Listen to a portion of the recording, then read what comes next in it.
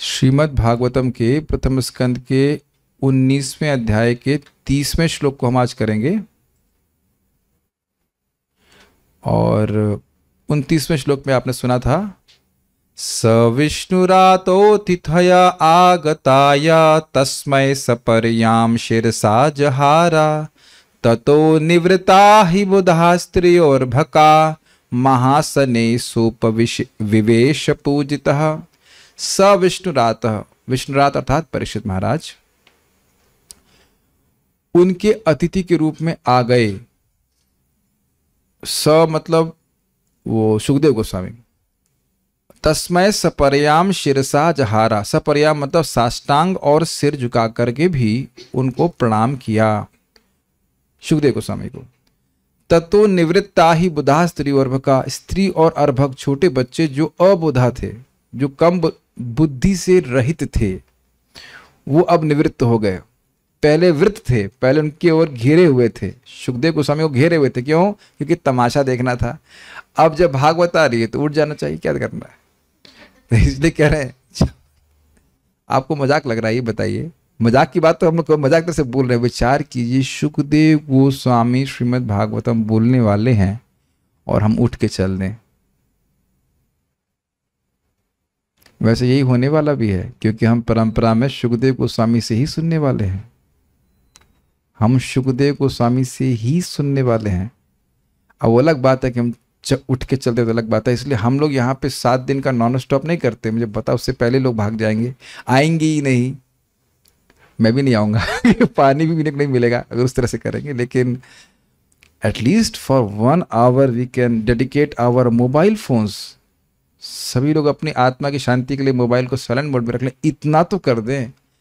मैं इसीलिए कहा करता हूँ, जब कथा सुनने आ रहे तब मोबाइल साइलेंट रख दीजिए, बुरी खबर उसके बाद ही मिल जाएगी। अच्छा, रोचक बात यह कि परीक्षित महाराज को बुरी खबर पहले मिली हुई है और वो चिंता नहीं कर रहे, और हम लोग बहुत चिंता कर रहे हैं। इतना तो सम्मान रखना चाहिए सबको। तो ये सब लोग निवृत्त हो गए। कौन निवृत्त हो गए? स्त्रियां और छोटे बालक। महासने स उपविवेश पूजिता, उनका सुखदेव गोस्वामी जी को एक महान आसन पर बिठाया गया ताकि सब लोग उनको देख सकें और वह कथा कह सकें। आगे सुनिए अब क्या होता है। इस श्लोक में बताएंगे कि सुखदेव गोस्वामी उस महान आसन पर विराजमान होकर के कैसे दिखाई पड़ रहे थे। और कैसे दिखाई पड़ रहे थे? जैसे चंद्रमा बहुत सारे नक्षत्रों से घिरा हुआ हो, वैसे दिखाई पड़ रहे थे। तो प्लीज मेरे पीछे बोलिए। स संवृतस्तत्र महान महीयसा, संवृतस्तत्र महान महीयसा, ब्रह्मर्षि राजर्षि देवर्षि संघैः, ब्रह्मर्षि राजर्षि देवर्षि संघैः, व्यरोचतालं भगवान् यथेन्दुर्, व्यरोचतालं भगवान् यथेन्दुर्, गृह अर्क्षतारा निकरहि परितः, क्षतारा निकरे परितः, स संवृतस्तत्र महान महीयसा, संवृतस्तत्र महान महीयसा, ब्रह्मर्षि राजर्षि देवर्षि संघैः, ब्रह्मर्षि राजर्षि देवर्षि संघैः, व्यरोचतालं भगवान् यथेन्दु, व्यरोचतालं भगवान् यथेन्दुर्, गृह अर्क्षतारा निकरहि परितः, गृह क्षतारा निकरे परितः। तब सुखदेव गोस्वामी साधु मुनियों तथा देवताओं से इस तरह घिरे हुए थे जिस तरह चंद्रमा तारों, नक्षत्रों तथा अन्य आकाशीय पिंडों से घिरा रहता है। उनकी उपस्थिति अत्यंत भव्य थी और वे सबों द्वारा सम्मानित हुए। देखिए, बहुत साधारण सी बात लगती है, लेकिन किन के बीच में है उनको आप जरा अन्वय से देखेंगे तो क्लियर समझ में आएगा। महीयसाम महान, महानों में भी महान, तथा भगवान, भगवान का अर्थ है भगवान की शक्ति से युक्त, इसलिए यहाँ पर अनुवाद किया गया है शक्तिमान। सह श्री सुखदेव गोस्वामी तत्र, उस सभा में जहाँ पे परीक्षित महाराज बैठे हुए थे, ब्रह्मर्षि राजर्षि देवर्षि, अर्थ बड़ा स्पष्ट है, संगय उनके समूह के द्वारा, संवृता उस प्रकार घिरे हुए थे। वो ऊंचे बैठे हुए थे, उनके सब तरफ ब्रह्मर्षि राजर्षि इत्यादि सब बैठे हुए थे, सब तरफ बैठे हुए थे। वो ऐसे सुंदर लग रहे थे जैसे यथा गृह ऋक्ष तारा निकरय, एक मिस्टेक हो गई, ये गृह नहीं है, गृह शब्द नहीं है यहाँ पे, ग्रह है। गृह मतलब होता है घर, और ग्रह मतलब होता है ग्रह, लोक इत्यादि। तो ये गृह नहीं है, थोड़ा मिस्टेक हुई, ग्रह, ग्रह, ग्राह वाला ग्रह, ग्रह। ऋक्ष मतलब नक्षत्र तथा तारों के निक्रय समूह के द्वारा परितः घिरे हुए इंदु मतलब चंद्रमा अलम वैरोचित अत्यधिक सुंदर दिखते हैं, भली भांति योग्य दिखते हैं। क्या आप लोगों ने कभी ये दृश्य देखा है? पूर्णिमा का चंद्रमा आप कह लीजिए, और रात्रि है और लाइट नहीं जल रही है। गांव में बहुत अच्छा दिखता है। आप लोग गांव में देखे होंगे कि चंद्रमा बड़ा सुंदर दिखाई पड़ता है और बहुत सारे तारे दिखाई पड़ते हैं। देखिए, तारे भी सुंदर दिखते हैं, लेकिन सारे तारे मिलकर भी आकाश के अंधकार को नष्ट नहीं करते, और एक चंद्रमा सारे आकाश के अंधकार को नष्ट करता है। अच्छा, एक और बात है कि देखिए, चंद्रमा की सुंदरता से क्यों उदाहरण दे रहे हैं? क्योंकि वो चंद्रमा की सुंदरता अत्यंत शीतलता प्रदान करती है। तो ये अपने देखने में सुंदर लग ही रहे हैं, और आगे अब कथा बोलेंगे तो सबके हृदय में शीतलता ही प्रदान करने वाले हैं। एक बात ये है। दूसरी बात बड़ी ध्यान देने वाली है कि देखिए, वह किसी अतेजस्वी लोगों के समूह में नहीं बैठे हैं। अब व्यासदेव जी का तेज को क्या कहा जाए? खुद ही बोल चुके हैं कि ब्रह्म का अनुसंधान करने वालों का मैं लीडर हूं। व्यासदेव जी स्वयं बोल चुके हैं, नारद जी से बात कर रहे हैं। नारद जी अत्यंत तेजस्वी हैं, तो घिरे किन लोगों से हैं? कोई हल्के फुल्के लोगों से नहीं घिरे हुए हैं। जैसे मान लीजिए बहुत बड़े बड़े पहलवान हो, और उसमें भी कोई बहुत बड़ा पहलवान हो, तो उससे कुछ विशेषता मानी जाएगी। और हम लोग के बीच में कोई पहलवान आ जाए, कहे कि ये अन्य, हम लोग तो सब टिंगड़ी पहलवान है, सिर्फ ना टिंगड़ी समझते हैं, लकीर चंद शर्मा। हाँ, तो अब हमारे बीच में कोई हट्टा कट्टा आ जाए तो उसकी कोई विशेषता नहीं दिखाई जाएगी हम लोगों की तुलना में। कुछ समझ पा रहे हैं? हम लोग जैसे मान लीजिए भी किसी सेंटर में किसी को कुछ भी मृदंग बजाना नहीं आता है, तो अब थोड़ा बहुत प्रभुपाद ताल बजा ले, अरे आप तो बड़ा अच्छा बजाते हैं, है कि नहीं? सबको अनुभव है कि नहीं? लेकिन अब यहाँ 24 आवर कीर्तन में आके बजाएंगे तो कुछ नहीं है उसमें। हाँ, उसमें कोई बहुत अच्छा बजा रहा है तो इतनी कहानी बड़ा अच्छा बोल रहा है। Make sense? तो हम खाली ये बोल रहे थे कि वह चंद्रमा के समान सुशोभित हो रहे हैं, सुंदर लग रहे हैं। मतलब कितने अन्य तेजस्वी लोग हैं, राजर्षि, ब्रह्मर्षि। इसका अर्थ क्या है? 7 ही ब्रह्मर्षि है जब तक मैं समझता हूं। सप्तऋषि बोलते हैं ब्रह्मर्षि, मैंने जो भी है, लेकिन बहुत उच्च पद है जिसके लिए विश्वामित्र कितनी मेहनत की थी, कितना तेजस्वी थे, तेज प्राप्त करने का प्रयास किए। और देवर्षि, देवताओं में जो ऋषि हैं, उनका जो समूह है उसमें वो चमक रहे हैं इस प्रकार से। तो आप समझ सकते हैं वो कितने महान, कितने तेजस्वी लग रहे होंगे। ये इस प्रकार से आपको 8वें स्कंद में भी देखेंगे। वामन देव जब बलि महाराज की सभा में आते तो उनके तेज से बाकी सबका तेज छीन हो जाता है। और देखिए कितनी अद्भुत बात है कि शुकदेव गोस्वामी का वर्णन कैसा हुआ है? पगले की तरह, पागल हैं, बाल विक्षिप्त हैं, फिर भी इतना तेज है कि उन सब के बीच में चंद्रमा के समान सुधार दिखाई पड़ रहा है। तो ये बहुत सुंदर श्लोक है। सारार्थ दर्शनी, यहां एक उत्प्रेक्षा व्यक्त हुई है। वहां सिंहासन पर विराजमान होकर महात्माओं में श्रेष्ठ श्री शुकदेव गोस्वामी मुनियों से घिरे होने पर ग्रहों तथा नक्षत्रों से घिरे चंद्रमा की भांति चमकते प्रतीत हो रहे थे। वह ग्रह शुक्र आदि हैं तथा नक्षत्र अश्विनी आदि हैं। तो मान लीजिए शुक्र अश्विनी के इस हाथ में चंद्रमा से प्रकाशमान हो इस प्रकार से, तथा आकाश में विद्यमान अन्य समस्त प्रकार प्रकाशमान वस्तुएं तारे हैं। तो बहुत सारे तारे और बहुत सारे ग्रह, वो भी सब चमकते हैं। ये पता है कि ग्रह भी चमकते हैं।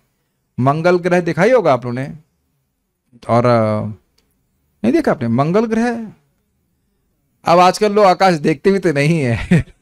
अगर ये पूछ लिया जाए हम ही लोगों से कि आपने रात्रि का आकाश कब से नहीं देखा है,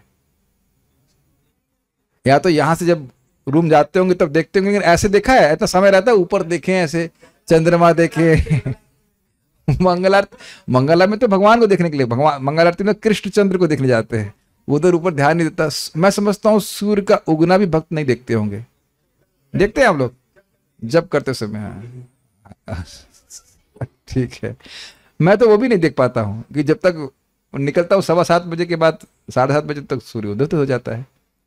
एक जस्ट बोल रहे हैं कि नहीं देखते हैं, लेकिन देखा ही है सबने इस प्रकार से चंद्रमा बहुत सुंदर लगता है। मैं स्पेशली बोलूंगा जब एकदम अंधकार का समय है, एकदम अंधकार रहता है, और वैसे तो अंधकार रहता ही, लेकिन पूर्णिमा के दिन अंधकार हो, और अंधकार से मेरा आशा है कि मतलब सिटी का रोशनी नहीं हो, तब बहुत सुंदर लगता है। यही बात बोल रहे, ठीक है। ब्रह्मर्षियों का नेतृत्व वशिष्ठ करते हैं। मैंने बोला था 7 ऋषि हैं, उसमें वशिष्ठ जी महान है, वो लीड कर रहे हैं। राजर्षियों का नेतृत्व आर्ष्टसेन द्वारा किया जाता है, आपको नहीं पता इसके बारे में। तथा नारद जी के नेतृत्व में देवर्षि गण। ध्यान देना होगा ये सब लोग ऊपर के लोगों से आए हैं, और अभी सुखदेव गोस्वामी के बारे में हम नहीं सुन रहे हैं कि वो ऊपर लोग में जा रहे हैं कहीं। सी छोटी छोटी बात ध्यान देनी होगी कि इस समय कोई देवता आ जाए तो कौन मनुष्य है जो उनकी तुलना में ऐसे की जाएगी कि देवगण देवता लोग जो है वो लग रहे हैं तारे के समान। कुछ आप उपमा समझ रहे हैं, कहां तारा और कहां चंद्रमा, तो कितनी अधिक, इसीलिए बोल रहे हैं महीयान शब्द क्या है, महीयसाम महान, महीयसान महान, महान से भी महान दिखाई पड़ रहे हैं। और एक और शब्द है अलम, अलम अर्थात अतिशय, अत्यधिक अच्छे लग रहे हैं, ये भी नहीं कि थोड़ा बहुत, ठीक है। संस्कृत नहीं पढ़ाई ना मैंने इसकी, हाँ। संवृतस्तत्र महान महीयसाम, स अर्थात वह सुखदेव गोस्वामी संवृतस घिरे हुए थे। कहाँ कहाँ, तत्र मतलब वहां, वहां मतलब जहां पे कथा होने वाली थी, उस आसन पे बैठे हुए थे। महान महीयसाम, महान से भी महान लग रहे थे। कौन से महान से महान, ब्रह्मर्षि राजर्षि देवर्षि संघ है, ब्रह्मर्षि राजर्षि देवर्षियों के संघ में वे इस प्रकार से बैठे हुए थे। और कैसे थे, व्यरोचत, बहुत सुंदर दिख रहे थे।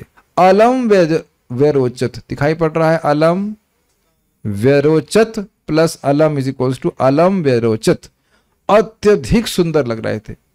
तो कुछ समझ नहीं आ रहा, जरा उपमा बताइए। हाँ, और एक और कहते हैं भगवान वह शक्ति संपन्न सुखदेव गोस्वामी इस प्रकार के लग रहे थे। यथेन्दु, जिस प्रकार से चंद्रमा ग्रह ग्रह अर्क्ष तारा निकरई परित, ग्रह ऋक्ष तारा और निकर मतलब उनके समूह से परित, उनसे ढका, उनसे ढका नहीं कहना चाहिए, उनके घेरे होकर के चंद्रमा अत्यंत सुंदर लगता है, इस प्रकार से सुखदेव गोस्वामी लग रहे थे। आप ये भी देख समझ सकते हैं कि चंद्रमा कहाँ और तारा कहाँ। चंद्रमा की तुलना में, चंद्रमा के प्रकाश इत्यादि की तुलना में तारों की कोई गिनती नहीं होती है। यद्यपि तारों का मतलब नंबर बहुत अधिक है। वैसे यहाँ बात आ रही तो प्रभुपाद जी की बात याद आती है, आप सभी लोग सोच रहे होंगे कि इसमें क्या कहने वाला हूँ। प्रभुपाद जी कहा करते थे, उनसे पूछा गया कि हमारे प्रोग्राम में तो बहुत कम लोग आते हैं और अन्यों के प्रोग्राम में तो हजारों लाखों लोग आते हैं। तो प्रभुपाद जी यही बात बोले कि एक लाखों तारों की क्या आवश्यकता है जब एक चंद्रमा हो। और देखिए इस कलयुग में भी जो ट्रेनिंग इस्कॉन के भक्तों को प्राप्त हो रही, जो सिंसियरली ट्रेनिंग स्वीकार कर रहे हैं, तो बहुत लोग तो इसलिए भी भक्ति नहीं करते, कहते हैं हम तुम्हारे बराबर नियम पालन नहीं करना चाहते हैं। सुना आपने कभी ऐसे? बहुत लोग बोलते हैं 16 माला का जप, 4 नियमों का पालन इत्यादि इत्यादि। 3.5 तो आगे की बात है, लोग 2.5 में भी गिर जाते हैं, 2.0 भी नहीं कर पाते, शराब आदि भी नहीं छोड़ पाते, और बात की चीज भी छोड़ नहीं पाते, और भक्त लोग तो पूरी तरह से विरक्त हो जाते हैं। ये बड़ी सुंदर बात है। It takes some time to become a moon, is it not? किसको मून बोला गया है गीता में? ये तो बड़ा लंबा प्रश्न हो गया। चलिए हिंट दूं, 9.30 अपि चेत सुदुराचारो भजते माम अनन्य भाग साधुरेव समन्तव्य सम्यक व्यवस्थितो हि सः। उसकी टीका में बोला गया है, उसमें टीका में बोला गया है कि कोई भक्त है जिसका अनन्य भाव से कृष्ण का भजन कर रहा है कि कृष्ण को प्राप्त करने के लिए मैं कृष्ण का ही भजन करूंगा और कुछ नहीं चाहिए। उससे उसके जीवन में कोई सुदुराचार भी उपस्थित हो जाए तो भी उसको साधु मानना चाहिए। तो वहां पे श्री बलदेव विद्याभूषण पाद कहते हैं कि देखो चंद्रमा में दाग होते हैं, लेकिन इसका अर्थ यह नहीं होता है कि वह अंधकार से अभिभूत हो जाता है, या उसके दाग उसको असमर्थ नहीं बनाते कि दूसरों को प्रकाश ना दे सके। This is very rare, very rare. यहां तक कि बहुत से साधु लोग भी 5 उपासना में लगा देते हैं उपास अपने, उसको मतलब शिव जी की पूजा भी करो, गणेश जी की पूजा करो, ऐसे करके मिक्स करते हैं। बड़े बड़े साधु लोग मतलब जो बहुत प्रसिद्ध हैं, वह भी अनन्य भाव से भजन नहीं करते। ये नहीं बोलेंगे आप कृष्ण का ही भजन कीजिए, ही भी में फंस जाते हैं, बट कृष्ण ही वाले को महान बोल रहे हैं। इस जस्ट आप लोगों को बहुत सारे इस्कॉन के डिवोटी दिखते हैं जो भगवान का ही भजन कर रहे हैं, तो हमें लगता है ये कोई सिंपल सी बात है। ऐसा है नहीं। इस प्रकार की श्रद्धा हमें भक्तों के संग से ही प्राप्त होती है, जिसमें हम सोचते हैं कि हमें कृष्ण का ही भजन करना है, और देखेंगे और कहीं मन जाता भी नहीं है करने में। यानी और बात आ गई थी चंद्रमा की, तो मैंने बोल दिया भक्तों के संबंध में। वैसे यहाँ पे सौंदर्य की दृष्टि से, तेजस की दृष्टि से वह इस प्रकार के लग रहे हैं। तात्पर्य देखिए, साधु पुरुषों की महासभा में ब्रह्मर्षि व्यासदेव, देवर्षि नारद और क्षत्रिय राजाओं के महान शासक परशुराम इत्यादि थे। इनमें से कुछ भगवान के शक्ति संपन्न अवतार थे। शुकदेव गोस्वामी न तो ब्रह्मर्षि थे, न राजर्षि या देवर्षि, न ही वे नारद, व्यास या परशुराम के समान कोई अवतार थे। फिर भी उनका जो स्वागत किया गया वह उनसे बढ़कर था। इसका अर्थ यह हुआ कि संसार में भगवान की अपेक्षा भगवान के भक्त का अधिक सम्मान होता है।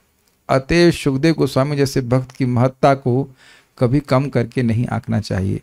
एक बात आप लोग समझ ही गए, फिर से याद दिला रहा हूँ कि नारद जी, व्यासदेव और परशुराम आदि को क्यों नहीं बोला गया भागवत बोलने के लिए? कुछ कुछ कमियां सब याद आ रही हैं। एक, नारद जी कभी कभी जाके हिरण्यकशिपु के पास भी जाते हैं, उससे बातचीत करते हैं, तो उसे गुणगान भी करते हैं, और तो उसके लाभ के लिए है। जैसे कंस से भी जाके बातचीत कर रहे हैं। व्यासदेव जी ने श्रीमद् भागवतम के अलावा भी और बहुत सारे ग्रंथ लगाए, हमने माथी लगाई, और परशुराम जी खच खच खच खच हत्या काट रहे हैं। तो इसलिए, लेकिन शुकदेव गोस्वामी के जीवन में कृष्ण कथा के अलावा एक शब्द भी नहीं था। अब कोई व्यक्ति पूछेगा, अरे तो वह तो गो दोहन के लिए रुकते तो दूध की इच्छा जरूर होगी उनकी, 1-2 लीटर जरूर पीते होंगे। कभी कभी होता है साधु लोग सब जगह सब कुछ त्याग देते हैं लेकिन दूध में अटक जाते हैं, तो जरूर दूध में आ सकते होंगे। तो महाराज बहुत सुंदर बात बोले, हम जीवन में कभी नहीं सुने। कहते नहीं, जब वह गो दोहन देखते तो उनको स्मरण होता कि किस प्रकार से कृष्ण गायों का दोहन करते इत्यादि। तो कृष्ण की लीला का स्मरण करने के कारण वहां ठहर जाते। किस जगत में किसी वस्तु की कोई अपेक्षा नहीं थी। तो बड़ा अच्छा बात है। तो उनकी भक्ति के कारण वह इस प्रकार से सम्मानित हुए। ये तो आसान है समझने में। अब किस प्रकार से फिर से प्रणाम करके परीक्षित महाराज उनसे प्रश्न कर रहे हैं, उसको यहाँ पे पूछ रहे हैं। और प्रश्न करते हुए वह आपने अभी प्रश्न नहीं करेंगे, प्रश्न करने से पहले वे अपने भाग्य की सराहना कर रहे हैं कि शुकदेव गोस्वामी जी का पदार्पण कहा जाता है।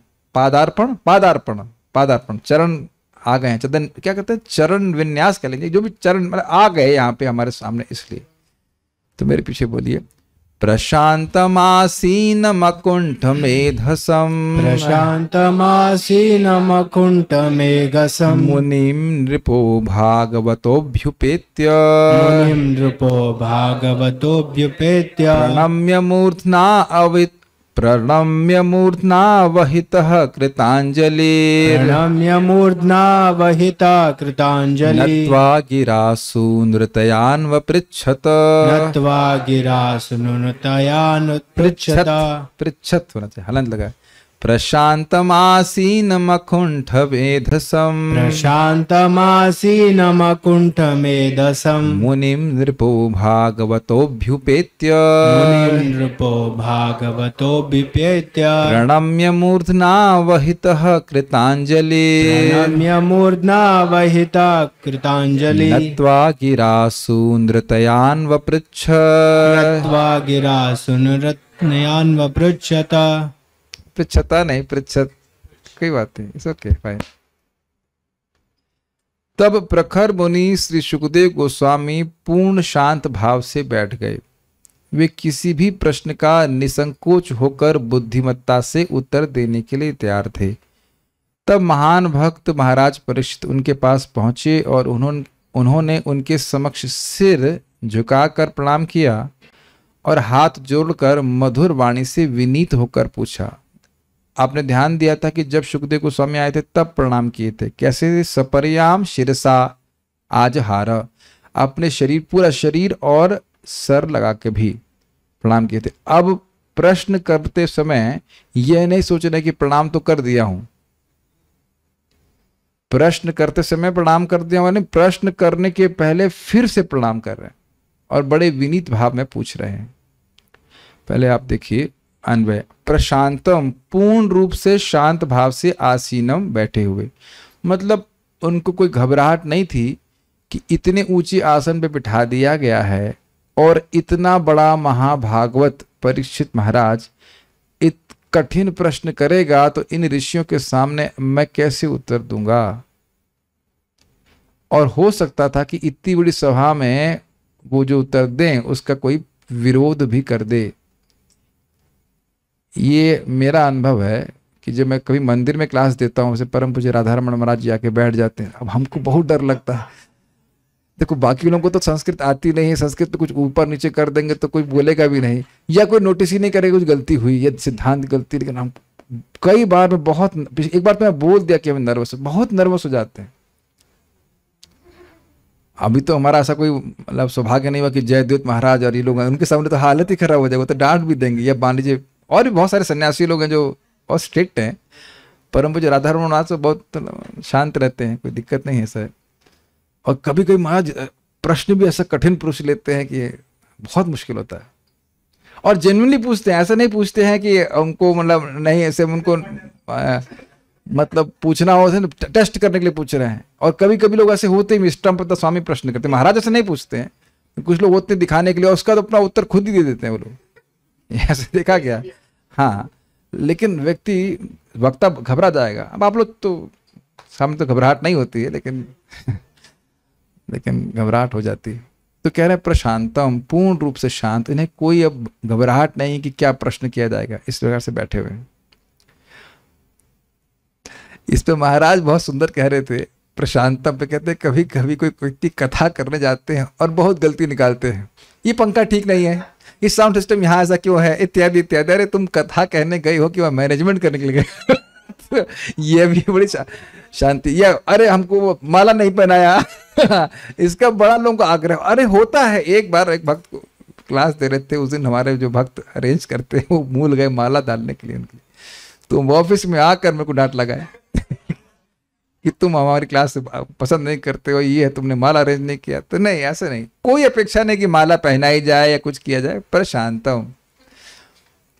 महाराज भी कहाँ कहाँ से बता रहे थे, कह रहे थे किसी कथा में कोई पंडित जी रहे होंगे तो लोगों को लाठी से ठेल रहे थे इधर बैठो उधर बैठो, ऐसे नहीं, शांति से बैठे हैं। प्रशांतम प्रकृष्ट न शांतम, कोई लालसा, कोई कठिनाई नहीं है, आसीन बैठे। अकुंठ मेधसम, जिनकी बुद्धि किसी भी विषय में कुंठित नहीं थी, ऐसे भी बड़ा सुंदर शब्द है। अकुंठ मेधसम, मेधा का मतलब बुद्धि, अकुंठ मतलब कुंठित। अब कुंठित का अर्थ आप लोग समझते हैं? हाँ, संकुचित कहा मतलब जैसे अगर एकदम से मान लीजिए मुझे अभी पूछ लिया जाए कि दूसरे स्कंद के में जो 4 चतुश्लोकी भागवत है उस पर आप क्या बोलना चाहेंगे, तो उत्तर क्या है? हम कुछ नहीं बोलना चाहेंगे, क्योंकि हम भी उसको पढ़े ही नहीं है। कुछ चीजें ऐसी होती हैं जब आपको प्रश्न कर दिया जाएगा तो आपकी बुद्धि कुंठित हो जाएगी, भाई हमको उसका जानकारी नहीं है। परम पूज्य वृंदावन चंद्र महाराज को कोई भक्त पूछा ये महाराज, तो महाराज बोले क्या मैं एनसाइक्लोपीडिया है हमको क्या समझ रखा है बोले पढ़ करके बताएंगे आपको, ऐसे तो नाम बता देंगे। महाराज को बड़ा अच्छी बात है, अगर एकदम कंफर्म रहेगा तो बता देंगे, और नहीं तो फिर क्या के शास्त्र खोल करके समझाएंगे। कई मोस्टली आपको प्रश्न का उत्तर वो शास्त्र खोल के बताएंगे। कई बार सीधे भी उत्तर देते हैं, लेकिन बहुत बार अगर वो श्योर नहीं है तो सही उत्तर देना चाहते शास्त्र खोल के बताएंगे। तो कह रहे अकुंठ मेधसम, अब इनके लिए कोई शास्त्र इनको खोलने की जरूरत नहीं, सब कुछ इनके हृदय में सारा ज्ञान विद्यमान है। जो प्रश्न किया जाएगा उस सब प्रश्न का उत्तर दे देंगे। कहीं कोई बुद्धि की रुकावट नहीं है कि हम कोई प्रश्न कर दिया जाए तो उस पर सोचें कि क्या बोला, क्योंकि देखिए शास्त्र ही प्रमाण है, शास्त्र का प्रमाण लेकर के वो बोलेंगे। प्रश्न बहुत कठिन था कि नहीं परीक्षित महाराज का, इसीलिए बातचीत चालू हो गई कि क्या बताया उत्तर देना चाहिए। और यहां इनको उनकी मेधा उनकी बुद्धि अकुंठित है, कुछ भी प्रश्न किया जाएगा। और आप देखेंगे कहां कहां प्रश्न जाएंगे। और स्ट्रक्चर ऑफ द यूनिवर्स, ब्रह्मांड के बारे में बात हो रही है और धड़ धड़ उत्तर दे रहे हैं। मैं नहीं समझता कि यहाँ पे उपस्थित कोई भक्त इंक्लूडिंग माई सेल्फ एक भी श्लोक याद रखा होगा ब्रह्मांड की संरचना के संबंध में, एक भी श्लोक याद नहीं। और शायद कोई व्यक्ति भागवत क्लास में कोट भी नहीं किया होगा। अग्रीड? इतनी भागवत सुन ही रहे हैं कई सालों से, किसी भागवत क्लास में ये कोट किया गया कि वह 5वें स्कंद का कोई श्लोक नहीं। और वो श्लोक सब धड़ धड़ धड़ धड़ ये सुखदेव गोस्वामी बोल रहे हैं। आप सोच नहीं रहे हैं कितना अद्भुत है ये। नरक का वर्णन है, ये वर्णन, क्या क्या कुछ भी वो प्रश्न कर रहे हैं, उत्तर दिए जा रहे हैं, उत्तर दिए जा रहे हैं सुखदेव गोस्वामी। अकुंठ मेरे साथ, उसको अप्रिशिएट करना चाहिए। आप ये नहीं समझते हैं कि भाई आप किसी सभा में बैठे हैं और को सारे प्रश्नों के उत्तर पता हो, तो यूली प्रशांतम ऑल्सो, शांत है ना, कोई दिक्कत नहीं, कोई भी प्रश्न कीजिए। मुनिम, सुखदेव गोस्वामी के अभ्युपेत्य, निकट जाकर के, पास में जाकर, अवहित, अवहित मतलब होता है सावधानी पूर्वक, बड़े ठीक प्रकार से, कृतांजलि, हाथ जोड़ करके, भागवत, महाभागवत नृप महाराज परीक्षित ने मूर्धना, मूर्धना मतलब सर, प्रणम्य, सिर झुकाकर प्रणाम करके, नत्वा, प्रणाम एक्चुअली प्रणम्य, प्रणाम करके, नत्वा मतलब नम्रता पूर्वक, सुंदरतया मधुर, और गिरा मतलब वाणी से, अन्व पृच्छत पूछा। बहुत अच्छा समझ पाए कि कहाँ थे। इस प्रकार से जो वो बैठ गए थे, बड़ी ही सावधानी पूर्वक परीक्षित महाराज जा रहे हैं, हाथ उनके जुड़े हुए हैं। उसके बाद वह महान भक्त है, वो समझ रहे हैं कि सुखदेव गोस्वामी की स्थिति क्या है, समझना होगा से, और सर झुका करके प्रणाम करके फिर बड़े ही नम्र, बड़े मधुर वचन से वह उनको बोल रहे हैं। महाराज भी क्या क्या कहते हैं। महाराज कहते हैं सांड की तरह नहीं जाना चाहिए गुरु के। इसका क्या मतलब है?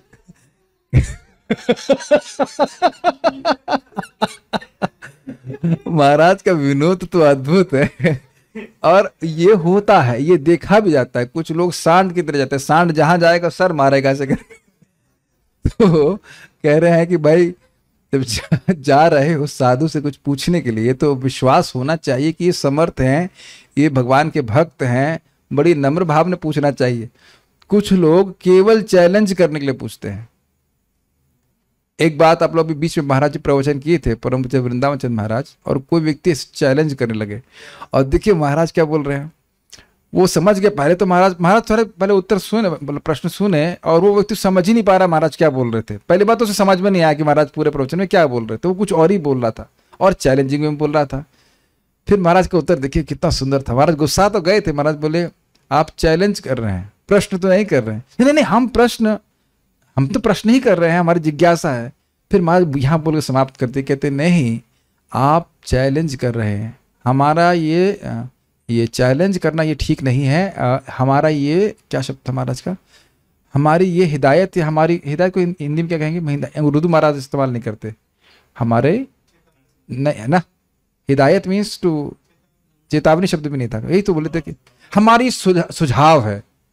क्रोध में बोल के महाराज फिर खत्म कर दिए। A sadhu is not obliged to answer questions like this, कि कोई मतलब चैलेंज करे और साधु उत्तर ही दें, कोई जरूरी नहीं है उनके लिए। I learned a very good lesson from them.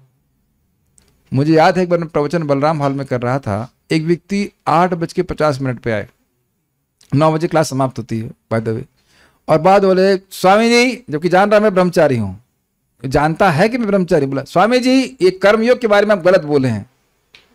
हमने कहा आप प्रश्न ही गलत तरीके से कर रहे हैं, मैंने उसको उत्तर नहीं दिया। We are not obliged to answer, a sadhu is not obliged to answer. एक बार प्रभुपाद जी से कोई बहुत प्रश्न कर रहा था, तो प्रभुपाद बोले do you think I am a question answer machine, क्या तुमने समझ रखा है मैं क्वेश्चन आंसर मशीन। नम्र भाव से कोई व्यक्ति प्रश्न करता है, वाकई जिज्ञासा होती तब प्रश्न करते हैं। महाराज बार अन्यत्र बता रहे थे, कई बार लोग बोलते हैं महाराज जी हमारे पास टाइम नहीं है लेकिन एक प्रश्न है। महाराज जी हमारे पास टाइम नहीं है लेकिन एक प्रश्न हमारा है, तो महाराज जी को क्या पड़ी है हमारे प्रश्न का उत्तर देने की। कभी भी किसी साधु से इस तरह से बात नहीं कीजिएगा। अगर आपके पास 10-15 मिनट 20 मिनट सुनने के लिए नहीं है, भागने का ही समय है, तो भागते भागते आध्यात्मिक प्रश्न नहीं किए जाते हैं। परीक्षित महाराज से आप सीखिए, बहुत बड़ी शिक्षा प्राप्त हो रही है किस प्रकार से आध्यात्मिक प्रश्न करने चाहिए। Make sense? ओके। प्रशांतम आसीनम अकुंठ मेदसम, स आप पहले जोड़ लीजिएगा, स मुनि अर्थात वो सुखदेव गोस्वामी बड़े ही शांत भाव से बैठे थे, उस आसन के ऊपर बैठे थे। अकुंठ मेदसा, उनकी मेधा किसी भी विषय के संबंध में अकुंठित थी, संकुचित नहीं थी, वो उत्तर देने में समर्थ थे। ऐसे मुनि अर्थात सुखदेव गोस्वामी को नृप राजा परीक्षित ने भागवत जो कि महान भगवान के भक्त थे, अभ्युपेत्य उनके पास गए। फिर क्या किया? प्रणम्य मूर्धना अवहितः कृतांजलि, प्रणम्य उनको सर से पूजा प्रणाम किया, सर से मूर्धना प्रणम्य, सर झुका के प्रणाम किया। अवहितः कृतांजलि, बहुत ही सावधानी पूर्वक दोनों हाथ जोड़े हुए थे, बहुत उसका महत्व होता है। नत्वा, और फिर प्रणाम करके गिरा, सुंदरताया, बहुत ही मधुर वाणी से अन्व पृच्छत, पूछा। क्या शब्द? हाँ, अवहिता का ध्यान रखिएगा। देखिए हमारे पोस्चर पे बहुत महत्व होता है। पोस्चर मतलब शरीर का बैठने का या खड़े होने का तरीका। भगवान के सामने कभी ऐसे नहीं खड़ा होता। मेरा वीडियो दिख रहा है कि नहीं? सबको दिखाना पड़ेगा ये बात। भगवान के सामने कभी आप ऐसे नहीं खड़े हो सकते हैं। आपके सामने मान लीजिए, एक बार एक्सपेरिमेंट भी आप लोग करके देख लेना कि अगर कोई व्यक्ति ऐसे करके खड़ा है, then his attitude is shown of disrespect. Rather बहुत बार आप देखेंगे इंटरव्यू में कोई व्यक्ति अगर क्रॉस लेग बैठा होता है तो कुछ ये सिस्टम होता है। हम तो बहुत पुरानी बात कर रहे हैं, केवल बॉडी के द्वारा बहुत कुछ इंगित कर देते हैं। कभी भगवान के सामने ऐसे नहीं होना चाहिए। कृष्ण बलराम ठीक है आप? ओके गाय वाय सब चल रही सही अभी? एक बार एक भक्त, हाँ सर्दी में ये पॉकेट में हाथ डाल लेते हैं या ये कोई तरीका नहीं है भगवान के सामने। तुलसी जी के सामने भी नमो नमः, तुलसी फिर ओके। बॉडी लैंग्वेज का बड़ा प्रभाव होता है। क्या बताइए, किसी महाराज जी के सामने आप ऐसे, महाराज जी एक प्रश्न है, क्या ऐसा करेंगे? आप मेरी बात समझ रहे हैं? बॉडी लैंग्वेज का बड़ा प्रभाव है। इससे पहले हम लोग प्रथम स्कंद की शुरुआत में सुन चुके हैं, ऋषि मुनि ऐसे ऐसे सुन रहे थे, मतलब से। आप एक बार प्रयास कीजिए, आप लोग आगे झुक के सुनिए, हल्का सा हाँ हाँ, और पीछे जाइए। आवाज उतना ही सुनाई पड़ रहा ना? आवाज उतनी ही सुनाई पड़ती है, लेकिन जब कोई व्यक्ति इस प्रकार से सुनने के लिए आतुर होता है तो वो थोड़ा झुक जाता है, कहीं कोई एक पॉइंट मिस ना हो जाए। ये देखा है आपने? इसका बड़ा प्रभाव होता है। और ऐसा बताया गया इस प्रकार से वो आतुर होकर सुन रहे। हम आपको किसी तरह फोर्स नहीं कर रहे हैं, ना कुछ इंडिकेट कर रहे हैं, जस्ट रिलैक्स। आप आके बैठिए और सोइए ही नहीं, यही बहुत बड़ी बात है। लेकिन ये होता है, इवन पता है क्लास में कभी कभी लोग ऐसे बैठ जाते हैं। तो भाई बोलने का उत्साह समाप्त हो जाता है। इसीलिए बोलता भाई ये कोई फोर्स क्लास नहीं आई। एक व्यक्ति आप कभी देखना क्लास दीजिएगा, एक व्यक्ति ऐसे बैठ जाए, स्पेशली वहां क्लास दें जहां पे लोगों को पैसा दिया जाता है क्लास में आने के लिए। जो नौकरी करते हैं उनको एक दिन एब्सेंट लग जाएगी अगर वो क्लास में नहीं आएंगे। हमारा अनुभव है, हम जाते ही नहीं क्लास देने के लिए। Just it can not come out like that. कथा नहीं आती वो हृदय से बाहर। तो हम यहाँ बहुत बड़ी शिक्षा ग्रहण कर रहे हैं कि आध्यात्मिक शिक्षक से या गुरु से कैसे हमको प्रश्न करना चाहिए। ठीक है, एक तो इंग्लिश वैसे ही बुरी लैंग्वेज है, यू। अब गुरु जी को भी यू तो हमको बहुत दुख लगता है कि यू क्यों बोले। यू मतलब तुम, भगवान शब्द कितना सुंदर है। आप, हमको तो आप शब्द बोलना बहुत अच्छा लगता है। तो बड़े ही मधुर शब्दों में वह पूछ रहे हैं। इसीलिए कई बार इंग्लिश में भी हम लोग वाले को प्रश्न करते हैं, Maharaj ji I would like to answer ask this question, ऐसा बोल देना चाहिए। पता नहीं हमको यू तो बहुत खराब लगता है। इंग्लिश की भाषा ही ऐसी, क्या कर सकते हैं। रस तो है नहीं। आप देखो ना, आप आइए बैठिए, कितना सुंदर लगता है कानों में। सुनृत का मतलब समझ रहे हैं, बहुत सुंदर मधुर लगने वाले वचन। चलिए इस टीका को देखिए, टीका भी बड़ी सुंदर है। जैसे मैं कहूँ आप लोग आए, हमको बहुत अच्छा लगा, तुम लोग आ गए हो, बहुत अच्छा लगा। कितना का ये कैसे बोले, कितना केवल एक शब्द चेंज करते हैं, कितना अजीब से लगता है। तो वाणी का बहुत बड़ा महत्व है। प्रभुपाद जी की गुरु पूजा में भी कभी ऐसे नहीं बैठना, या फिर ऐसे भी लोग होते हैं और कभी कभी पीछे ऐसे होते हैं ना, ऐसे करके क्या कहते हैं, ऐसे लग रहा है कि नहीं परेड नहीं भाई वो, हाँ, या ऐसे इस प्रकार से नहीं बैठा जाता है, या आरती में नहीं खड़ा हो जाता है। ये बहुत बार लोग करते हैं। ठीक है, ये यहाँ पे हम सीख रहे हैं कैसे होना चाहिए। अवहित शब्द से बहुत ही ध्यान पूर्वक भगवान के सामने व्यक्ति को प्रस्तुत होना चाहिए। We are actually before the lord, ये बात रहती है। अपना प्रश्न पूछने हेतु महाराज परीक्षित ने पुनः प्रणाम किया। समझ में आया? पहला प्रणाम था जो आए, अब उसका फिर प्रणाम किया। अरे एक बार तो कर दिया, दोबारा क्यों करे? नहीं, बहुत बड़े व्यक्ति हैं। कई बार हमसे प्रश्न करते हैं, महाराज जी को हमने एक बार देखा प्रणाम किया, दोबारा देखें तब फिर प्रणाम कर लीजिए, क्या दिक्कत है। अगर 100 का नोट कहीं मिल गया रास्ते में ठीक, तो अब जेब में रख लेंगे, मैं मान रहा हूं कोई इतना ईमानदार नहीं, और उसके बाद आगे फिर मिल गया तो क्या कहेंगे, अरे अब मिल तो गया है, दोबारा क्यों उठाना है कि नहीं। बहुत बार तो नकली भी होगा तो भी बार ध्यान चला जाता है, अरे कहीं असली तो नहीं है, गलत तो नहीं बोल रहे हैं। जो पैसा यहीं रह जाना है, और जो जो प्रणाम भक्तों को वैष्णव कर रहे हैं वो हमेशा साथ जाना है। सोचने वाली बात है ना। परंतु उनकी जिज्ञासा किस प्रकार की थी, तो कहते हैं कि उन्होंने सुनृत्या, नृत्या सुनृत्य, अत्यंत अर्थात मधुर शब्दों द्वारा सुखदेव गोस्वामी से जिज्ञासा की, जो समस्त विषयों में अकुंठ मेदसम अर्थात असीमित बुद्धि युक्त थे। स्वाभाविक सी बात है, फिजिक्स केमिस्ट्री के बारे में नहीं पूछ रहे थे, और वैसे होता तो वह भी बोल देते तो कचरा है, तो कचरा उसके बारे में थोड़ा ना पूछा जाएगा।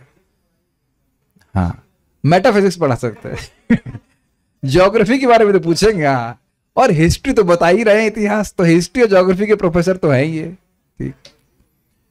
और लॉ के भी, धर्म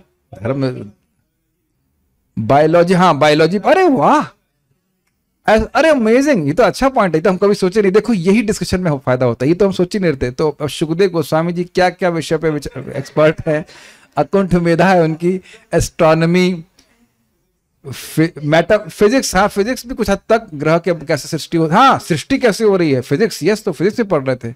जियोग्राफी के बारे में, भौगोलिक, और सामाजिक सोशियोलॉजी के बारे में बताएंगे, वर्णाश्रम के बारे में बताएंगे। इकोनॉमिक्स के बारे में तो उतना नहीं बताया मुझे, अब मैं स्मरण नहीं कर पा रहा हूँ। लॉ के बारे में बताएंगे, कौन व्यक्ति कौन सा पाप करके कहाँ जाता है, तो ये वर्णन आएगा।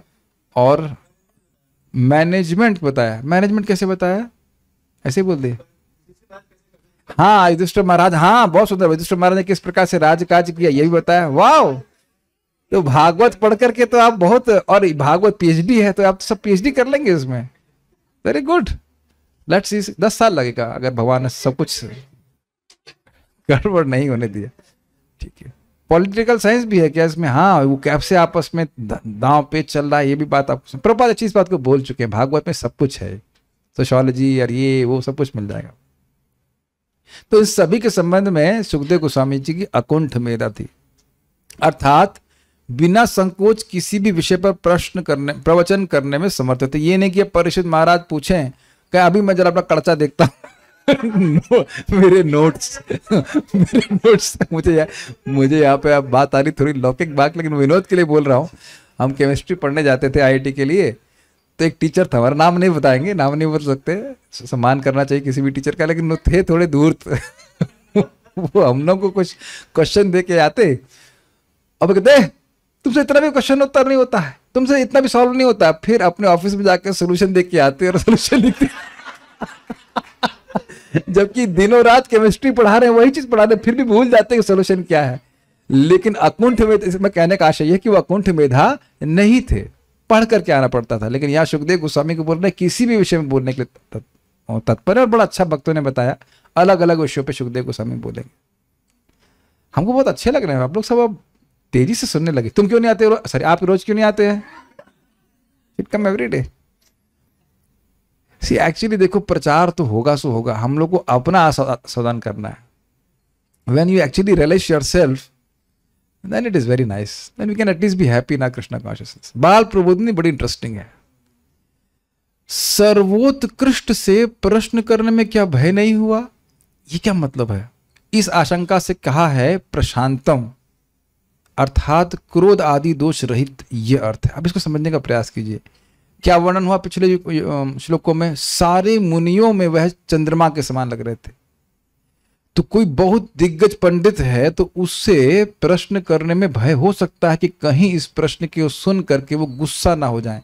बहुत बार आप लोग देखे होंगे कि महाराज लोग आते हैं और आदमी डर जाता है, डर के मारे कुछ नहीं पूछता है, उसको लगता है कि कहीं हमारे प्रश्न को महाराज सोचें क्या फालतू प्रश्न किया, यार पब्लिक में ही डांट दे। तो कभी कभी वक्ता होते हैं गुस्सा कर जाते हैं, तो गुस्सा करने वालों से भी प्रश्न नहीं करते। आप कोई जरूर कमेंट करेगा, हाँ आप भी तो ऐसे ही हो, आप डांट लगा देते हो। हम सुखदेव गोस्वामी थे ना। कभी कभी लोग ऐसे तो थोड़ा अनसंट प्रश्न कर देते हैं। तो अच्छा, एक और बात है कि गलत प्रश्न करने वाला जानबूझ के गलत प्रश्न नहीं करता है, उसके हिसाब से वो बहुत महत्वपूर्ण होता है। लेकिन अब कभी है कि नहीं, मैं उदाहरण आपको दूं, परम पूज्य राधा गोविंद महाराज बलराम हॉल में क्लास दे रहे थे। तो एक बुढ़िया माता जी, अब तो भगवान के पास चली गई, बोले महाराज जी हमारा पर्स किसी ने चुरा लिया है। अब महाराज कहे तो हमारा पर्स चुरा लिया तो हम क्या करें। अब उसके लिए बहुत महत्वपूर्ण प्रश्न होगा, तभी तो पूरे भागवत क्लास में वैसे प्रश्न कर रही है। माइक बाइक पे बताइए उनको। तो कभी कभी जो है ये समझने का प्रयास कीजिए कि व्यक्ति सोच रहा है कि मेरा प्रश्न बहुत महत्वपूर्ण है, और हो सकता हो कि वक्ता जो डांट लगा दे, तो कह रहा है कि नहीं, वो है प्रशांतम, मतलब क्रोध से रहित थे, कोई भय नहीं था परीक्षित महाराज को प्रश्न करने के लिए। हाँ बोलिए। परम पूज्य गोपाल कृष्ण महाराज क्लास दे रहे थे 15-20 दिन पहले जो भी, एक प्रभु जी नाम हटा, काफी सीनियर, कह रहे महाराज मेरा एक क्वेश्चन। तो महाराज ने पूछ के कह रहे मेरे को मंगल आरती गाने को नहीं दे रहे बहुत दिन। फिर अब आप देखो, अगर उसके रेफरेंस फ्रेम से देखें तो बहुत महत्वपूर्ण प्रश्न है। तो फिर उन्होंने बोला भी मेरे को सारा प्रभु ने अप्रिशिएट किया भी आप बहुत सुंदर गाते हैं, पर धर्मा तो प्रभु मेरी बात नहीं मान रहे हैं, और आपने पहले भी मेरे को दिलवाया था मंगल आरती। अब आप देखिए, वो बंदा व्यक्ति अपनी तरफ से बहुत ईमानदारी से प्रश्न कर रहा है कि नहीं, लेकिन आप देखेंगे दूसरे व्यक्ति के कहाँ समय खराब कर रहा है। तो एनी हाउ, और वक्ता महाराज तो गुस्सा नहीं हुए होंगे, महाराज तो बहुत कभी गुस्सा नहीं करते, लेकिन महाराज कोई महाराज गुस्सा कर भी सकते हैं। एक बार मैंने प्रश्न किया था, मैं बताऊंगा नहीं, प्रश्न बहुत जेन्युइन प्रश्न था कि जैसे लड़के का पुण्य लड़का उद्धार करता है पूर्वजों का, तो क्या लड़कियां भी करती हैं? हमको प्रश्न का उत्तर महाराज से पूछे तो महाराज बहुत डांटी, ये कैसा प्रश्न है, हमें प्रश्न क्यों किया गया? हम फिर उसका सट्टी मार गया, हमने कहा कब जिंदगी में महाराज से कोई प्रश्न नहीं करे। और कभी मैं यहाँ भी देखा, परम पूज्य वृंदावन चंद्र महाराज को एक भक्त प्रश्न किए वीआईची में, महाराज जी कोई व्यक्ति कर्म भोग रहा है, दुख भोग रहा है, तो अगर हम उसकी सहायता करते हैं तो हम भगवान की व्यवस्था में बाधा डाल रहे हैं ना। उस वक्त महाराज का चेहरा देखने था, एकदम महाराज जी बोला चेहरा लाल हो गया था, बिल्कुल इतना गुस्से में महाराज बोले थे, हाँ आप दया कर रहे हैं तो भगवान की व्यवस्था में बाधा डाल रहे हैं, ऐसे कर, इतना गुस्से में। तो कभी कभी भक्त लोग गुस्सा करते हैं, और वो गुस्सा ठीक था, लेकिन यहाँ बात आ रही है कि बिल्कुल गुस्सा नहीं कर रहे सुखदेव गोस्वामी। वैसे गुस्सा करेंगे सुखदेव गोस्वामी, बीच बीच में एक दो जगह गुस्सा करते हैं, तुमको समझा चुके हैं, फिर क्यों पूछ रहे हो? तो सब पहले बता चुका हूं, फिर क्यों पूछ रहे हो? वो सब भागवत में कथा में आगे आएगा, लेकिन यहाँ पे एकदम शांत है, वो एक अलग अलग प्रकार का गुस्सा है। यहाँ कह रहे हैं कि कोई क्रोध नहीं उनका आने वाला है। उनसे इस प्रश्न को किए जाने के हेतु को कहते हैं कि अकुंठ मेधसाम शब्द से, अकुंठा अर्थात सर्व शास्त्रों के अर्थ के संबंध में आवरण रहित जिनकी बुद्धि थी, ऐसे वे थे, ये अर्थ है। ये समझ में आया? अभी मान लो कोई मुझसे पूछता है छंदों की उपनिषद का एक श्लोक बताइए, आप उसमें पूछिए, तो मेरी बुद्धि भले बात तो छंदों की उपनिषद कभी पढ़े नहीं है, तो अब उस संबंध में सब कुछ ढका हुआ है कि नहीं? बड़ा सुंदर अर्थ लिया गया है। शास्त्रों का जो सार है, शास्त्रों का जो तात्पर्य है, उसको पूरा समझ रहे हैं श्री सुखदेव गोस्वामी। कुछ भी कहीं से भी पूछा जाए, हम लोग ऐसे नहीं, हम लोग को तुम तो खाली प्रभुपाद जी की बातों को रिपीट कर रहे हैं बस। ये बहुत अद्भुत बात है। समझ पाया? कुंठ में दशा, कोई शास्त्र का ऐसा कोई बात नहीं है जिसके बारे में पूछा जाए और वो कहे हमको नहीं पता है, ऐसा नहीं बोल रहे। राजा की भी प्रश्न करने की योग्यता को कह रहे हैं भागवत शब्द से। भागवत मतलब महान भक्त। तो अब वह भी इस प्रकार का प्रश्न नहीं करेंगे कि हमको मंगल आरती गाने के लिए क्यों नहीं दे रहे, मेक सेंस, ये हमारा पर्स चोरी हो गया है, ये सब प्रश्न नहीं करेंगे। उनके प्रश्न भी बहुत महत्वपूर्ण होंगे। तात्पर्य प्रभुपाद जी का, महाराज परीक्षित द्वारा गुरु से प्रश्न की जो मुद्रा अपनाई गई वह शास्त्र के आदेशों के सर्वथा उपयुक्त है। शास्त्रीय आदेश यह है कि दिव्य विज्ञान समझने के लिए मनुष्य को चाहिए कि गुरु के पास विनीत होकर जाए। महाराज तद्विधि प्रणिपातेन परिप्रश्नेन सेवया उपदेक्ष्यन्ति तद्ज्ञानम ज्ञानिनः तत्त्वदर्शिनः। क्या आप लोगों ने कभी किसी से सुना है कि हम भगवान कृष्ण को मानते हैं लेकिन हम गुरु नहीं स्वीकार करेंगे? बहुत लोग इस बात को बोलते हैं। उनसे पूछो कि भगवान कृष्ण को मानते हो, भगवान की गीता को मानते हो, तो कहेंगे हाँ मानते हैं। तो फिर क्या मानते हो? क्या मानते हो? 4.34 इज इट? हाँ, चौथे अध्याय का 34वां श्लोक है। भगवान कहते हैं, उससे पहले के श्लोकों में बोलते हैं कि सारे यज्ञों का पर्यवसान है ज्ञान, दिव्य ज्ञान, और वह दिव्य ज्ञान गुरु के द्वारा प्राप्त होता है, और गुरु को जाके 3 उपहार देने होते हैं। तद्विधि, उस ज्ञान को जानो, आध्यात्मिक ज्ञान को। कैसे? प्रणिपातेना, प्रणाम करके। क्या इन्होंने प्रणाम किया? परिप्रश्नेना, अभी प्रश्न भी करने वाले। परि मतलब अच्छे प्रश्न। महाराज तो बहुत विनोद करते हैं, कई बार लोग प्रश्न करते हैं, महाराज जी आप तो बहुत जगह जाते ही होंगे, हमारी लड़की की शादी नहीं हुई है, कोई डिवोटी लड़का बता दीजिए। तो ये कोई परिप्रश्न हुआ? ये परिप्रश्न नहीं हुआ। और सेवा की भावना भी होनी चाहिए। तभी जब 3 चीज देंगे तो क्या होगा? उपदिक्षन्ति ते ज्ञानम ज्ञानिनस् तत्वदर्शिनः, वो तत्वदर्शी हैं, भगवान के तत्व को समझते हैं, तो वो भगवान का ज्ञान आपको उस प्रकार से देंगे। बहुत अच्छा प्रसंग है वहां का। उस ज्ञान को प्राप्त करके क्या होगा इत्यादि इत्यादि, वो सब आप भगवद गीता में पढ़ सकते हो। नहीं पढ़ोगे तो हम पढ़ाएंगे, घबराइए मत, लेकिन बहुत अच्छा प्रसंग है। इसके बिना, इन तीनों में से एक भी चीज हटा दीजिए, आध्यात्मिक ज्ञान प्राप्त नहीं होगा। प्रणाम किया और पूछ ले यही इस तरह के प्रश्न, पर्स वाले या जो भी, तो भी कोई ज्ञान प्राप्त नहीं होगा।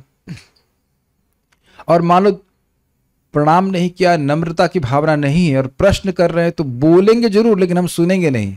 क्या कभी ऐसा हुआ है आप लोगों के संग कि हम कुछ अहंकार से युक्त थे और किसी भक्त से हम जिरह कर रहे हैं, बहस कर रहे हैं, और वो सही भी बोल रहा होता है लेकिन हम सुनते नहीं है? Never happen. सब यहाँ क्या त्रिणादपि सुनी चाहिए? नहीं है यहाँ पे, इट नेवर हैपन्स। भक्त सही भी बोल रहा होगा तो भी हम नहीं स्वीकार कर रहे होते हैं कि वो सही। बाद में भले हम स्वीकार कर ले, हाँ हमारी गलती थी, आप सही बोल रहे थे। तो अगर प्रणिपात की भावना नहीं है तो व्यक्ति नहीं स्वीकार करता है, संदेह रहता है क्या ये सही बोल रहे हैं, सब कुछ दिखाने के बाद भी। अच्छा शास्त्र दिखा रहे लेकिन हो सकता है शास्त्र की अंडरस्टैंडिंग ठीक ना हो इनकी, इत्यादि इत्यादि। संदेह करने वाला हर जगह डाउटिंग थॉमस। तिलक थोड़ा अलग प्रकार का, ऐसे सीधा तिलक है, वैसे क्वेश्चन मार्क वाला तिलक लगा रहता है। उनको हर चीज में संदेह रहता है, ये सही बोल रहा है कि नहीं बोल रहा है इत्यादि।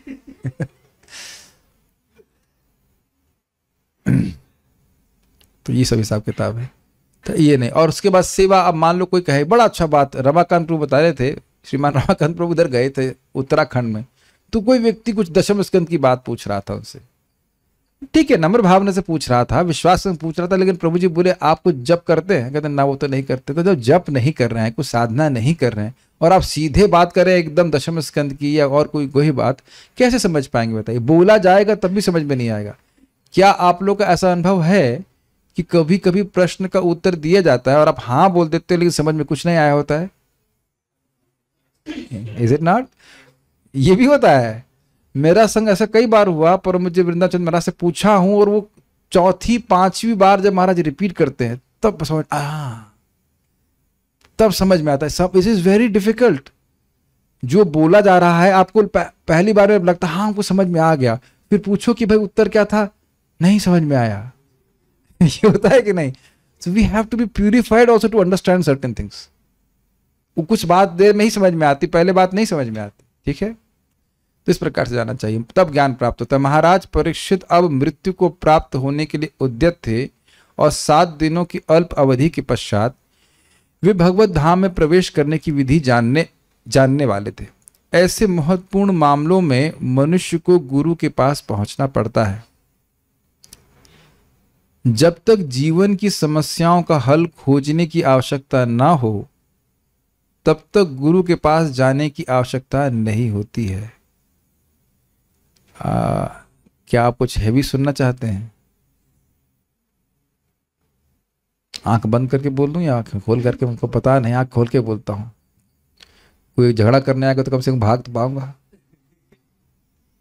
देखिए, श्रीमद् भागवतम का शब्द है कि जब व्यक्ति को ये समझ में आने लगे कि ये जगत दुख का घर है, और अपने भौतिक प्रयासों के बाद भी मैं सुखी नहीं हो रहा हूं, ना सब लोग मिल करके भी सुखी हो रहे हैं, ना अकेले अपने प्रयास से, ना अन्यों से मिल करके, तब गुरु के पास जाना। तस्मात् गुरुम प्रपद्येता जिज्ञासु श्रेयस उत्तमम शब्दे परे च निष्णातम ब्रह्मणि उपशमाश्रय।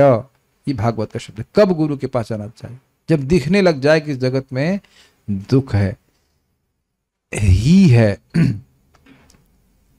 अब अगर हम देखिए, बात कुछ पर्सनल है, एक व्यक्ति से भी इंटरेक्शन हुआ तो इसको रख रहा हूं, लेकिन ये बात जनरली हो जाती है इस प्रकार से। तो एक भक्त बोल रहे थे कि हमारा कुछ साल बीत गए हैं और हमारा दीक्षा नहीं हुआ है। वास्तविक स्टैंडर्ड दीक्षा का क्या है? क्या सुना अभी आपने? दिखने लग जाए कि जगत दुख का घर है। कितनी आश्चर्य की बात है ना कि मैं कह रहा हूं कि मैं इस व्यक्ति को जानता हूं जो मुझे जेल से बाहर निकलने के लिए चाबी दे देगा, लेकिन मैं स्वयं जेल से बाहर नहीं निकलना चाहता हूं। तो ऐसे व्यक्ति के पास जाने का क्या प्रयोजन जो जेल से बाहर निकलने की चाबी दे? Does it make sense to अस?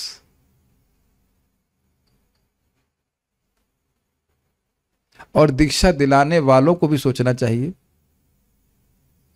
ये स्टैंडर्ड तो बहुत हाई हो गया ना।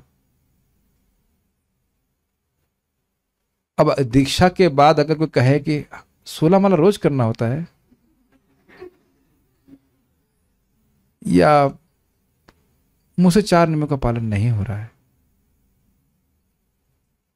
I mean you may be struggling, that's different thing, but हो नहीं रहा है तो मतलब क्या हुआ? बड़ा अजीब सी बात हो रही है ना। आपको अजीब से नहीं लग रहा है? जेल से बाहर निकलने की चाबी प्राप्त करने के लिए हम गए उस व्यक्ति के पास, उसके पास है, और हम जेल से बाहर निकलना नहीं चाहते। देखिए, सीधी बात तो यह है, प्रभुपाद जी बड़ा स्पष्ट गीता में कहते हैं, जो व्यक्ति इस जगत में महान बनना चाहता है वह भगवान के शरणागत नहीं हो सकता। Is nothing heavy. ये समझ पा रहे हैं कि इक्वेशन है, ये विज्ञान है। जब मैं जेल में अच्छा कैदी बनना चाहता हूं तो बाहर कैसे निकलेंगे? If I am attached to world, attached तो हम सब लोग हैं, कम या ज्यादा, लेकिन अगर आसक्ति को बढ़ाना चाहते हैं तो क्या चाहते हैं? यही तो ना, हम दोबारा जेल में जन्म ले लें। आप कहेंगे फिर भक्त लोग दीक्षा दे क्यों रहे हैं? ये उनकी कृपालुता है। ये भी प्रभुपाद इसमें लिखते हैं एक जगह। वो जानते हैं कि एक महान वैष्णव की कृपा से इसमें दिव्य गुण आ जाएंगे, इसलिए करते हैं। ये बात है। लेकिन वस्तुतः बात तो ये हम सब पे प्रघटित होगी कि दीक्षा लेने का मतलब है कि अब मैंने अपना ब्रीफ केस बांध लिया है। जैसे हम ट्रेन से निकलते हैं ये सोच के नहीं कि आप वापस आकर के करते कि नहीं, आप लोग स्टेशन आने लगता है तो सब सामान पैक कर लेते हैं, ये नहीं कि वापस आकर के सिर्फ बैठेंगे, निकल जाएंगे आप। Does it make sense? This is a question we have to answer. Have we take for what have we taken initiation? एक भक्त बोले, प्रभु जी मेरी दीक्षा कब होगी? हमने कहा एकदम से दीक्षा के लिए आप क्यों परेशान हो रहे हैं? कहते हैं मैं अन्यों की हो गई तो मैं सोच रहा हूं मेरी भी हो जाए। This is not the way we actually take initiation. Do I want to go back to God, then you take initiation, है कि नहीं? ये भी बहुत चलता है, प्रभु जी उसकी हो गई हमारी नहीं हुई। तो उसके होने से और हमारे होने से कोई मतलब नहीं है। हमारे हृदय में क्या ये इच्छा है कि हम भगवान के पास जाएं? जो देखिए वास्तवतः वाकई योग्य है दीक्षा के, वो कभी नहीं बोले कि मैं 16 माला नहीं करूंगा या नहीं कर सकता, इत्यादि इत्यादि। और ये श्रद्धा आने में समय लगता है। बहुत अच्छी बात यहाँ पे आ रही थी, इसलिए बोल रहा हूं। जब तक जीवन की समस्याओं का हल खोजने की आवश्यकता ना हो तब तक गुरु के पास जाने की आवश्यकता नहीं होती। हमको बहुत अच्छी लाइन लग रही है। मान लीजिए हम बीमार हैं, नहीं बीमार नहीं हैं, तो कहोगे कहां से आ रहे हैं आप? मैं भी डॉक्टर से मिलने के लिए गया था, हमारे भी एक फैमिली डॉक्टर हैं। Does it make any sense? और यदि हम बीमार हैं और डॉक्टर के पास जाते हैं तो हमारी क्या इच्छा होती? बहुत सिंपल सी बात है कि बीमारी को बढ़ाना है।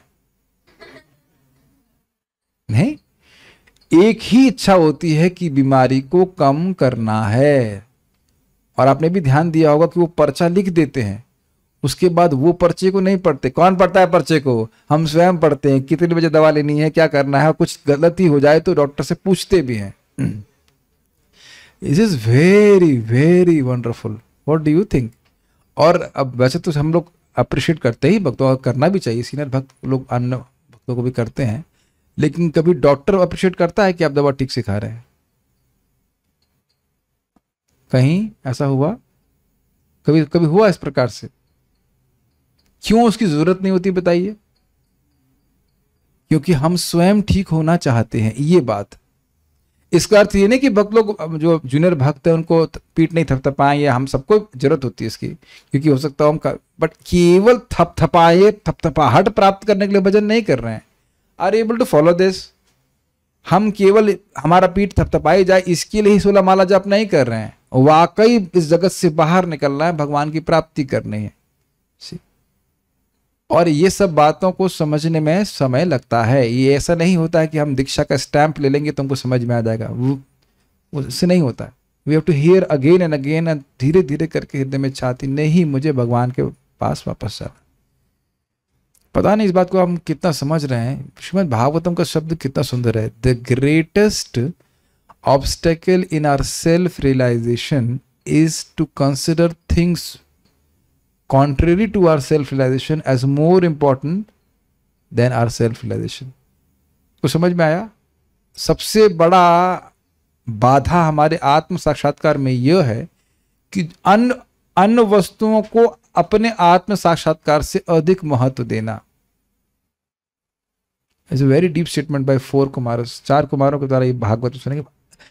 हिला दे रहा है ना, अगर आप थोड़ा विचार करें, हिला देगा ये पूरा चेतना को। इस पे आप विचार करेंगे तो, जैसे कि मान लीजिए हमें कल जप करना है, अगर हमारा जप हमारे लिए महत्वपूर्ण है तो हम समय से सो जाएंगे।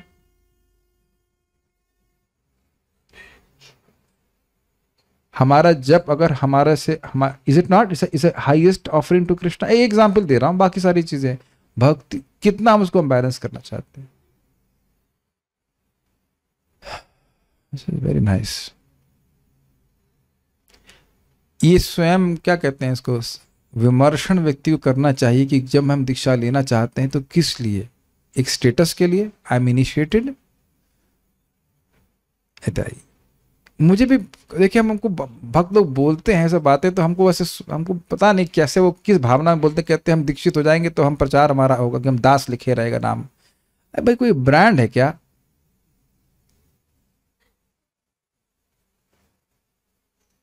See if you have purity, चाहे आपका नाम में लिखा हो या नहीं लिखा हो, पीपल विल बी इन्फ्लुएंस्ड। और क्या सारे इनिशिएटेड डिवोटीज हमको प्रभावित कर लेते हैं? नहीं करते, अगर वो भजन नहीं कर रहे तो। नहीं, उसमें बहुत हैवी नहीं होना चाह रहा हूं, लेकिन बात बहुत सिंपल है। प्रभुपाद जी के बहुत शब्द बड़ा सुंदर है। प्रभुपाद जी ने संकर्षण प्रभु को दीक्षा दिया। आप लोग जानते होंगे संकर्षण प्रभु जी विदेशी भक्त हैं, और उनको कहा कि अब तुम अपने को योग्य बनाओ कि तुम कृष्ण का साक्षात दर्शन कर सको। वो कई बार अपने प्रवचन में इस बात को बोलते हैं। बड़े अद्भुत भक्त हैं, मैं उनका गुणगान करना चाहूंगा। खुद भी बता रहे थे, शादी उन्होंने करी और कभी भी पत्नी से संग ही नहीं किया। इट्स अमेजिंग, विदेशी शरीर होते हुए भी अमेजिंग। और संतान बहुत सारी हैं उनकी प्रचार के द्वारा। बहुत सारे लोग, you can just see in his personality the purity of consciousness. एकदम दृढ़ प्रतिज्ञ भगवान की प्राप्ति करने के लिए। बहुत अमेजिंग डिवोटी। और हर दिन मंगल आरती के पहले उनका 16 माला हो जाता है। Very amazing devotee.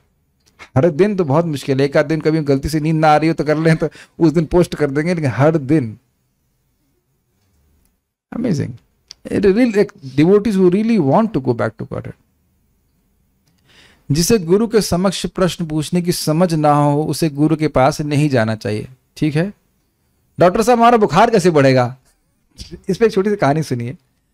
एक रानी थी और रानी की नौकरानी थी, होती ही है। तो नौकरानी का बुखार था 103 और रानी का बुखार 102। तो रानी बड़ी क्रोधित हो रही, कहती मैं रानी हूं और ये नौकरानी है और इसका बुखार मुझसे अधिक बढ़ा हुआ है, 103 नहीं होना चाहिए, मेरा बुखार बढ़ा होना चाहिए। तो ये लोग सोचते हैं और ये सोचते ही हैं कि साधु लोग आएंगे, साधुओं के चरणों में गिरेंगे तो भौतिक लाभ प्राप्त होगा। हम एक ईंट के भट्टे वाले के पास गए थे, उनके घर में गए थे, तो बोले हमारे भट्टे पे चलिए। हमने कहा और भट्टे का भट्टा बैठ गया तो याद है पार्थ प्रभु, हम लोग गए थे और हमने यही बोला, जानबूझ के मैं जाना नहीं था, मैं ऐसे बोल दिया। तो दोबारा बोला भी नहीं कि आप हमारे पास भट्टे में दोबारा चली, घबरा गया वो। कुछ तो बोलते हैं, उनको यही लगता है कि साधु लोग अपना कुछ पुण्य हमको दे देंगे और हमारा सब भौतिक समृद्धि बढ़ेगा। ये प्रॉब्लम है, इसीलिए प्रभुपाद कह रहे हैं कि ऐसे नहीं जाना चाहिए। प्रभुपाद जी से पूछा गया था ट्रेन में, स्वामी जी कुछ कृपा कर दीजिए। तो प्रभुपाद ने कहा क्या कृपा चाहिए? तो बोले हमारे ये घुटने में दर्द हो रहा है। तो क्या भाई घुटने में दर्द हो रहा है तो तुम डॉक्टर के पास जाओ।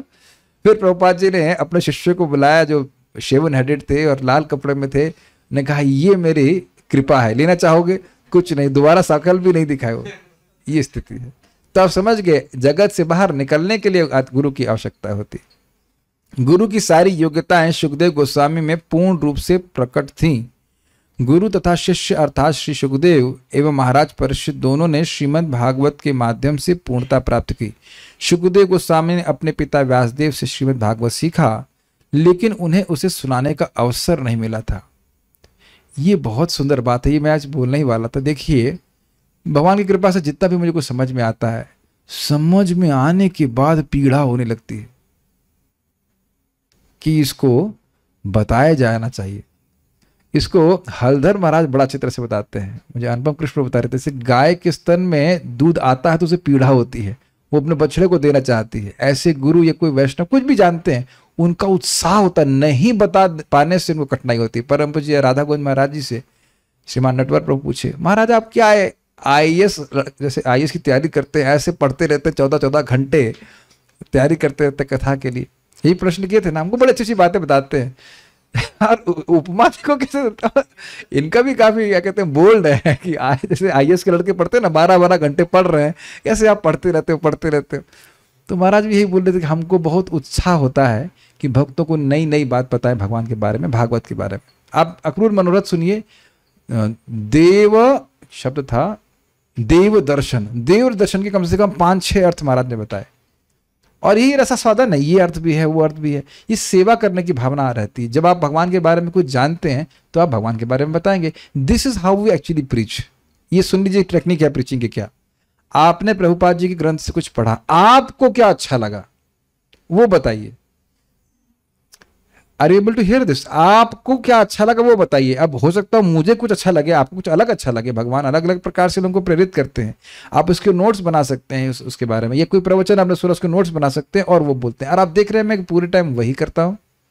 महाराज ने बोला हमको बड़ा अच्छा लगा, यहाँ बोल देता हूँ, और आपको भी अच्छा लगता होगा मुझे उम्मीद है, क्योंकि I am testing it when I am speaking. This is not हम लोग जीव हैं, कृष्ण भगवान हैं, मग के आए और उगल दिया, वैसा नहीं है। You test when you speak.